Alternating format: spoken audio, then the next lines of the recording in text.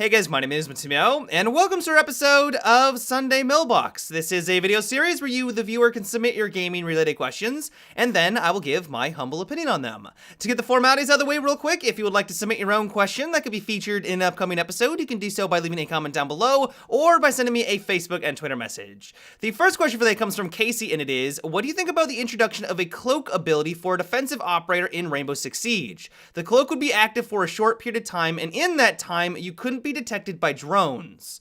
You know how a couple of weeks ago I was talking about how I was a little worried that with the 8 new operators coming to the game that the developers were going to have to start to dabble into the realm of science fiction to bring us something new? We already saw this with Echo's camouflage drone and somewhat with Hibana's gadget as well. Well, this is something that I do not want to see in Rainbow Six Siege. I can only imagine that this guy would be a nightmare to fight against. Droning is incredibly important in this game. If you are not droning the objective on offense, you're doing something wrong. And so if you call out to your friends and your teammates that, hey, the library is clear or this room is clear, but it's not actually because this guy was just sitting in a corner, activated his cloak when he heard the drone enter into the room, he's going to get a lot of easy free kills. A lot of people are going to take that knowledge, rush on in, assuming that it's safe, and then he's going to pop out from behind them and get a multi-kill. Now, I know that Ubisoft has said on numerous occasions that when they bring in new operators, they like to mix up the meta. They want to make things more interesting, shift things around to make sure the game is fresh and fun for a long period of time, but I feel like this would be too much of a dramatic shift.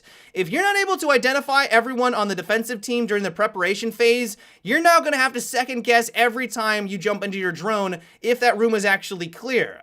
And while the drone wouldn't be completely obsolete because it would still be viable to find the objective, you're still going to be able to see the other 4 operators, it's just not going to be as useful. Like, it's going to put less of an emphasis on a very key component of the game, and I don't think that that would be a good thing for Rainbow Six Siege. And so let me know what you guys think about this idea. I know that this isn't a true stealth operator. He can't just activate a button and go invisible no matter if you're aiming down sight or if you're using a drone. Like, I get it, it's only for the drones, but if you're someone who knows what they're doing and you're trying to be that roamer to flank the enemy, you hear that drone activate the cloak, the enemy now thinks that that room or that flank is clear and they don't have to worry about it anymore, and all of a sudden you just kind of pop out of nowhere. Like, that just seems like way too good of an advantage. And so would you guys like to see something like this in Rainbow Six Siege? I, of course, think this is a bad idea, but give me your guys' thoughts down below.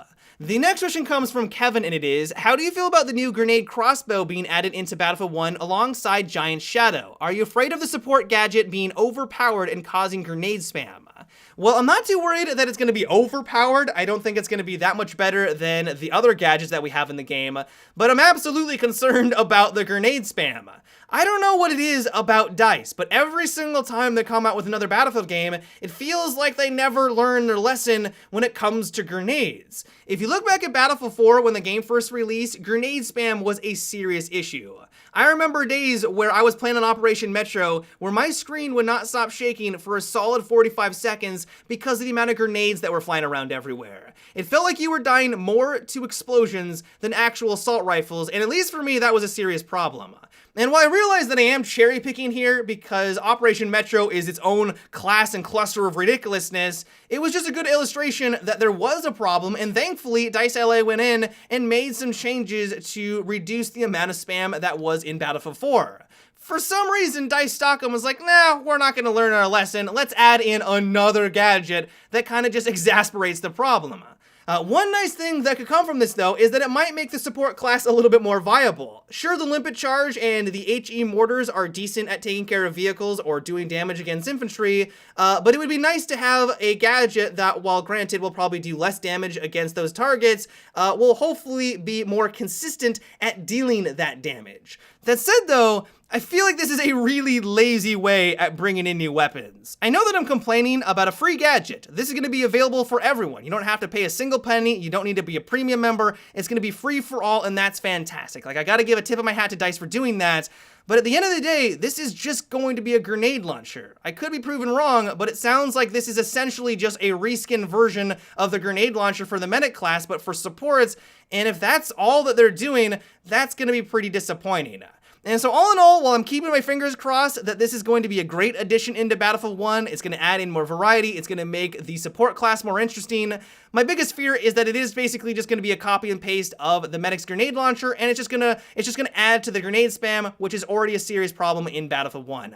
The next question comes from Luca, and it is, what do you think about an attacking operator in Rainbow Six Siege who can lay down lightweight armor like Rook, but instead of giving more health, it makes the medium-slow operators faster?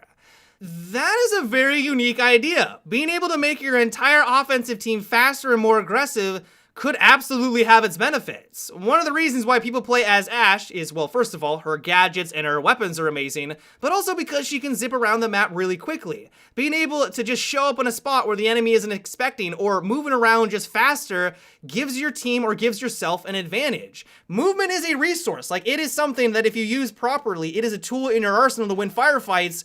I just don't know if giving it to your entire team is something that would actually be good enough to compete with the other operators. You have to remember that this guy is going to be competing with all of the other amazing operators in the game, like Thatcher, Thermite, Hibana, Blackbeard, and would you take away a Thermite for this guy? Probably not. Would you take away a Blackbeard? Maybe. It's really hard to tell if this guy would have his place in Rainbow Six Siege because while yes, movement is a resource, is it a big enough tool and is it useful enough to actually warrant taking away another operator that could actually bring something more to the table? The next question comes from Coleman, and it is, do you think that DICE should make a Battlefield 1 tank superiority? I missed the game mode and figured that it would be interesting to play now that there's a large variety of eligible vehicles. Do you agree? Yeah, I agree with this wholeheartedly, as long as DICE, once again, learns their lesson from past Battlefield games and don't make the same mistakes that they did. Back in Battlefield 3, I really liked tank superiority. It was a fun game mode, but it had its problems, a lot of problems. One of them is that not everyone actually could get into a vehicle. There were only so many tanks that you could have on the battlefield, and so on a 64-player match, the vast majority of people were actually just running around as a normal infantry. I mean, sure, they were still contributing. They were firing RPGs, they were lighting up the enemy with a SOFLAM, they were playing as a recon and using C4 and stuff like that, but for a game mode that's called tank superiority, to have everyone not in a vehicle just felt wrong. Probably the biggest issue with the mode, though, was that there was only one capture point. I have no idea how that got out of testing. The way it worked was much like Conquest, where your team, if you had more people on the point, it would secure it for your side, and so pretty much the entire rounds were one team would take it, the other team would struggle for about 20 minutes, not securing it a single time, and it would be a landslide victory.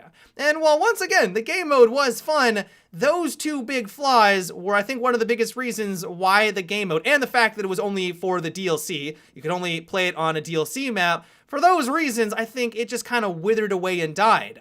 And so I guess the reason why I'm so excited about the idea of something like this added into Battlefield 1 is that as long as they learned their lessons from their past Battlefield games and maybe just made it a normal Conquest map with just an insane amount of vehicles, because of the variety of the vehicles that we had, I think it would be an absolute blast. If you're playing in a land ship, it plays differently than if you're fighting against someone who is in a heavy tank. A heavy tank has a different playstyle than someone who is running around or driving around in a light tank. The tactics that would stem from this and the different ways of approaching gameplay would be really interesting.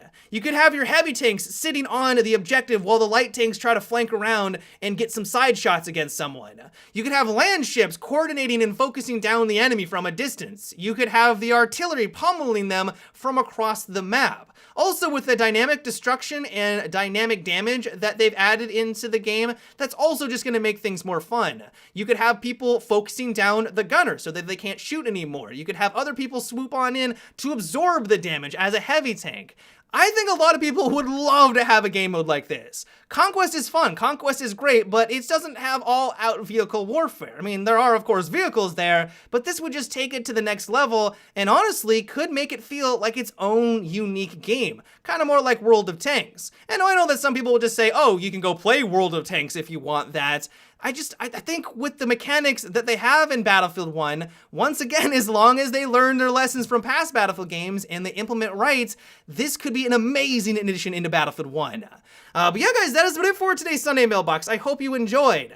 Let me know what you guys thought about what we discussed in today's video. Do you like the idea of having an operator that allows you to move faster? Do you think that's a horrible idea? Let me know down below. As always, if you would like to submit your own question for an upcoming episode of Sunday Mailbox, also let me know down below or by sending me a Facebook and Twitter message. But yeah, guys, until tomorrow, have a good one and take it easy.